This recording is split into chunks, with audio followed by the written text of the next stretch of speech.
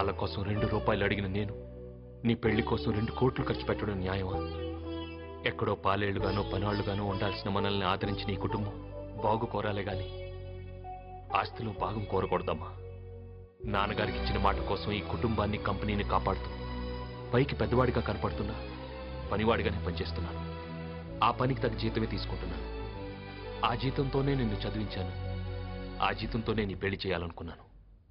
తప్ప అమ్మా? తప్పేరా. నిన్ను నువ్వు పనివాడిని అనుకోవడం తప్పే. నీ కష్టం వల్లేరా ఈ లక్షల ఆస్తి కోట్ల ఆస్తిగా మారింది. నేను చెప్తున్నాను, నా చిన్న కూతురు పెళ్లి ఆ మంత్రి కొడుకుతోనే జరగాలి. రే, అడిగిన కట్నం ఇచ్చి పెళ్లి జరిపిస్తావని అన్నయ్యకు చెప్పండ్రా, చెప్పండ్రా. ఏంటనే ఇది? ఇంతకాలం తెలియని నిజాన్ని ఇప్పుడు ఎందుకనే చెప్పడం? మేము స్కూల్కి వెళ్తే నువ్వు బ్యాగులు మోసావు, మాకు దెబ్బ తగిలితే నువ్వు బాధపడ్డావు, మేము ఆటోలో గెలిస్తే నువ్వు ఆనందపడ్డావు, ఓడితే బాధపడ్డావు. మా కోసం ఎన్నో చేసినట్టు ఎంత బాగా యాక్ట్ చేసావు మిస్టర్ లక్ష్మీనారాయణ.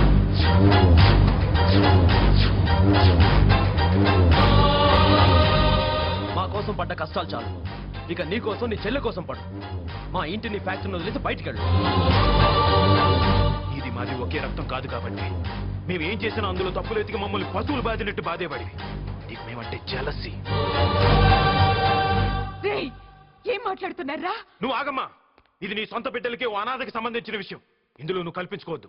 నీకు మాకంటే అతనే ముఖ్యం అనుకుంటే చెప్పు, మేమే ఇల్లు వదిలి వెళ్ళిపోతాం. సవాసల్లుడు,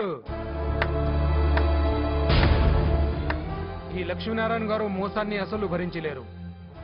నేనేదో ఒక చెక్ ఫోర్జరీ చేస్తేనే నా లైఫ్ స్పాయిల్ చేశారు. అలాంటిది ఈ ఇంటికి పెద్ద కొడుకునని ఎండీనని ఎంత గొప్పగా మేనేజ్ చేస్తావా? ఇది నా ఫ్యామిలీ విషయం. వేలు పెట్టకు, తల తీసేస్తా. ఇది నీ ఫ్యామిలీ కాదు, నా ఫ్యామిలీ. ఈ ఇంటికి పెద్దల్లుడు ఎవరో తెలుసా? నా అన్న కొడుకు.